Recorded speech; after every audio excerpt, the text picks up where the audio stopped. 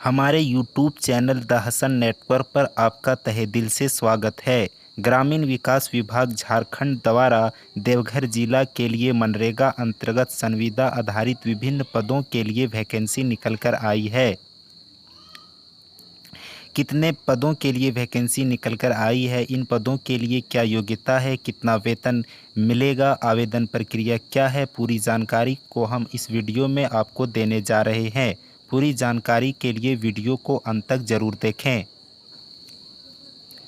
Official notification को आप mobile screen पर देख पा रहे होंगे। अगर आप इस ऑफिशियल नोटिफिकेशन को डाउनलोड करना चाहते हैं तो इसका लिंक मैंने डिस्क्रिप्शन बॉक्स में ऐड कर दिया है, आप वहां से जाकर के इसको डाउनलोड कर सकते हैं। अगर आप हमारे चैनल को सब्सक्राइब नहीं किए हैं तो इसी तरह की अपडेट्स पाने के लिए हमारे चैनल को सब्सक्राइब ज़रूर करें। टाइम को वेस्ट किए बिना हम वीडियो को शुरू करते हैं। ग्रामीण विकास विभाग झारखंड के द्वारा देवघर जिले में कुल 52 पदों के लिए मनरेगा अंतर्गत संविदा आधारित वैकेंसी निकल कर आई है। आप ऑफिशियल नोटिफिकेशन में देख पा रहे होंगे विषय में कि मनरेगा अंतर्गत संविदा आधारित विभिन्न पदों की सेवा प्राप्त करने से संबंधित विज्ञापन को ग्रामीण विकास विभाग रांची के रिक्रूटमेंट पोर्टल apply.rdd.jharkhand.government.in के तहत करंट ओपनिंग्स में अपलोड एवं ऑनलाइन आवेदन प्राप्त करने हेतु आवश्यक कार्रवाई करने के संबंध में महाशय, उपर्युक्त विषय मनरेगा अंतर्गत संविदा आधारित विभिन्न पदों की सेवा प्राप्त करने हेतु नियुक्ति की जानी है। पूर्व में जिला के वेबसाइट पर सूचना प्रकाशित कर आवेदन आमंत्रित की जाती थी। तत्पश्चात आवेदन की छँटाई एवं पुनः उसे कंप्यूटर में दर्ज करने में समय काफ़ी लगता है। फलस्वरूप ससमय कार्य संपादित नहीं हो पाता है। ससमय एवं तीव्र गति से कार्य संपादन हेतु इस बार मनरेगा से संबंधित आवेदन ग्रामीण विकास विभाग झारखंड रांची के रिक्रूटमेंट पोर्टल के माध्यम से आमंत्रित करना चाहता हूं।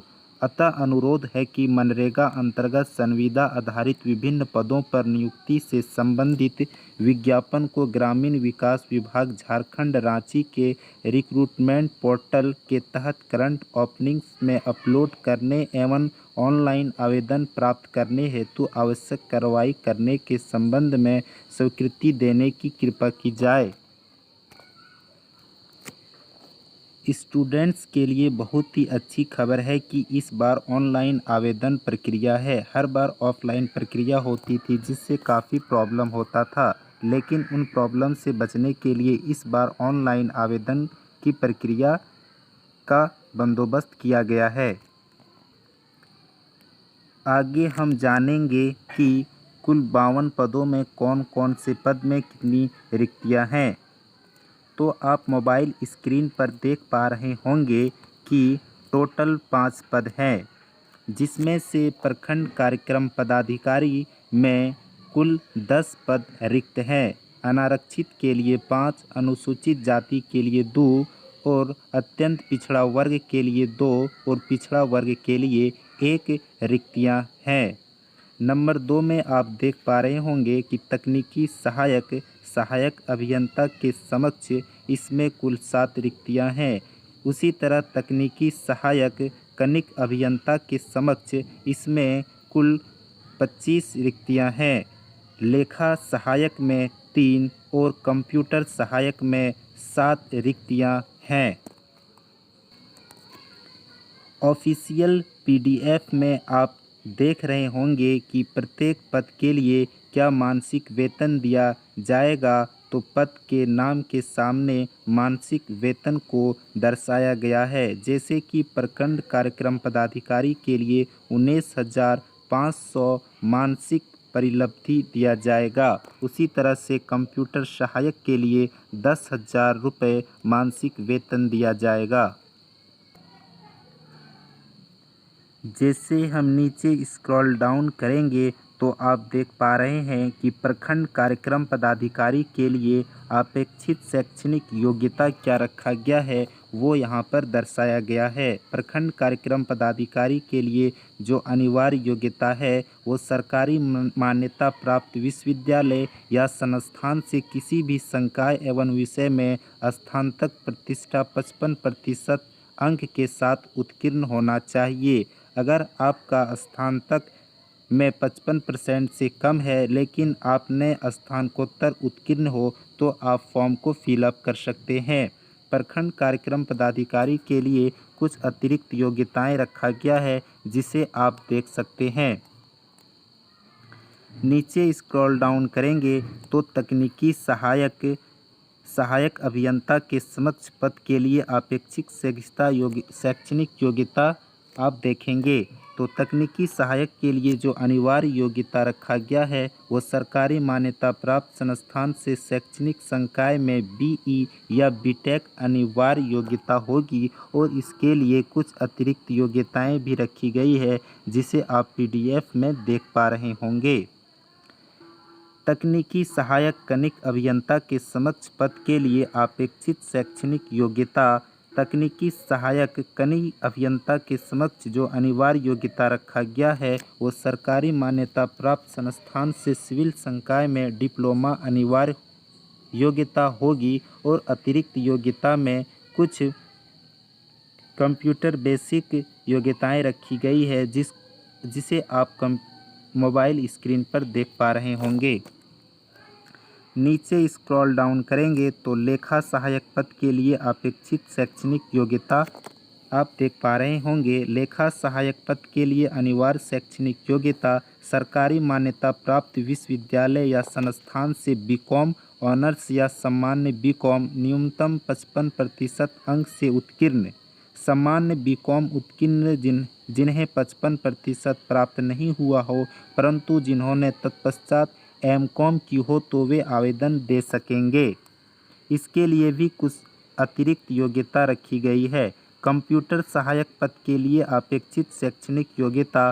कंप्यूटर सहायक के लिए अनिवार्य योग्यता सरकारी मान्यता प्राप्त से BSc computer honours, BSc computer सामान्य, बीसीए सामान्य स्नातक उत्तीर्ण के तत्पश्चात सामान्य स्नातक उत्तीर्ण के पश्चात पीजीडीसीए उत्तीर्ण।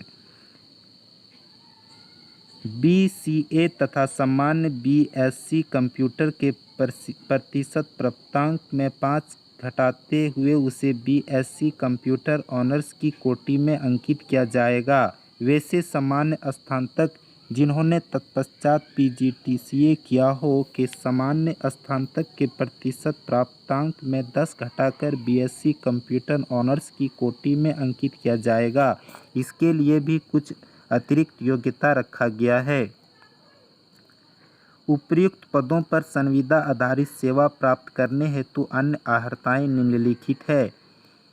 इस पदों के लिए वही कैंडिडेट एलिजिबल होंगे जो भारत के नागरिक होंगे और उसकी शैक्षणिक योग्यता जिसकी सरकारी मान्यता प्राप्त हो वही मान्य होगी। आयु सीमा की बात करें तो 1/9/2021 को सभी वर्गों के लिए न्यूनतम 18 वर्ष एवं अधिकतम निम्न प्रकार है। अधिकतम आयु सीमा को आप प्रत्येक श्रेणी के लिए अलग अलग रखी गई है जिसे आप मोबाइल स्क्रीन पर देख पा रहे होंगे। अनारक्षित के लिए अधिकतम आयु सीमा 35 वर्ष और दिव्यांगजनों के लिए अधिकतम 40 वर्ष रखा गया है। उसी प्रकार से आप पिछड़ा वर्ग, महिला और अनुसूचित जाति, अनुसूचित जनजाति के लिए भी देख सकते हैं। प्रशिक्षण अवधि एवं स्थल का निर्धारण नियुक्ति पदाधिकारी द्वारा किया जाएगा। अगर आपका इसमें सिलेक्शन हो जाता है तो प्रशिक्षण के लिए प्रशिक्षण स्थल का निर्धारण पदाधिकारियों द्वारा किया जाएगा। इन पदों पर नियुक्ति के लिए कुछ शर्तें रखी गई है जिसे आप देख रहे होंगे, जिसे 10 नंबर में उल्लेख किया गया है। नंबर 1 में आप देख पा रहे होंगे कि उल्लेखित सभी पदों पर ली जाने वाली सेवाएं पूर्णतः संविदा के आधार पर होगी। ऐसे व्यक्ति को नियमित रूप से नियुक्त करने का सरकार को कोई दायित्व नहीं होगा। आरंभिक चरण में ऐसी संविदा आधारित सेवाएं मात्र 1 वर्ष के लिए ली जाएगी तथा कालावधि के पूर्ण होने के पूर्व पद विशेष के लिए गठित समिति के द्वारा उन्हें कार्य की समीक्षा की जाएगी। कार्य संतोषप्रद पाए जाने पर अगले 1 वर्ष के लिए संविदा आधारित सेवा का नवीनीकरण किया जा सकेगा। आपको इन पदों पर 1 वर्ष के लिए नियुक्त किया जाएगा। 1 वर्ष पूरा हो जाने पर आपके कार्य की समीक्षा की जाएगी और आपका कार्य संतोषप्रद पाए जाने पर इसे 1 वर्ष के लिए आगे बढ़ा दिया जाएगा। संविदा के आधार पर उपरोक्त सेवाएं नवीनीकरण नहीं होने पर इस सेवा को स्वतः समाप्त समझी जाएगी। उपर्युक्त सभी पदों पर चयनित अभ्यर्थी का पदस्थापन देवघर जिला के किसी भी प्रखंड पंचायत में करने के लिए जिला कार्यक्रम समन्वयक का निर्णय अंतिम एवं बाध्यकारी होगा।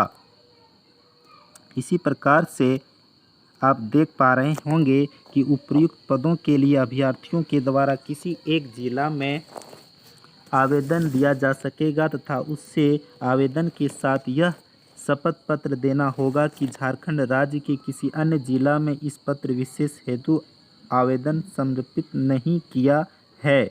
यदि उनका यह शपथ पत्र कभी भी गलत पाया गया तो उसकी नियुक्ति स्वतः रद्द समझी जाएगी तथा उसके विरुद्ध आवश्यक कानूनी कार्रवाई की जाएगी। एक विद्यार्थी एक से अधिक पदों के लिए अपनी योग्यता के अनुसार आवेदन पत्र समर्पित कर सकता है।